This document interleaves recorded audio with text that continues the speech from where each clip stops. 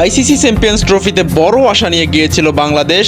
আগের আসরে সেমিফাইনালিস্টদের এবার লক্ষ্য ছিল ফাইনাল, কিন্তু তারা এখন গ্রুপ পর্ব থেকে বিদায়ের শঙ্কায় আছে। নিউজিল্যান্ডের বিপক্ষেও বাঁচা মরার ম্যাচে বড় পুঁজি করতে পারেনি বাংলাদেশ। তবে 236 রান সংগ্রহের পথে একাধিক ব্যক্তিগত কৃতি করেছেন টাইগার অধিনায়ক নাজমুল হোসেন শান্ত।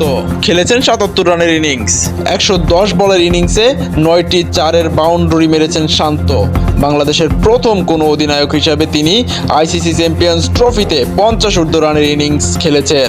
এছাড়া দ্বিতীয় অধিনায়ক হিসাবে আইসিসি কোনো ওয়ানডে টুর্নামেন্টে 50 ঊর্ধ্ব রান করেছেন শান্ত।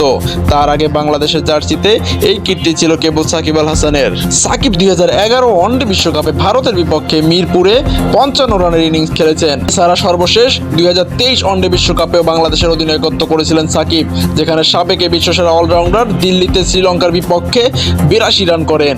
ওয়ানডে আইসিসি কোনো বৈশ্বিক প্রতিযোগিতায় এটি বাংলাদেশের অধিনায়কের সর্বোচ্চ রানের ইনিংস। এতে শান্ত আজ 77 রান করে তালিকার দ্বিতীয়তে রয়েছেন।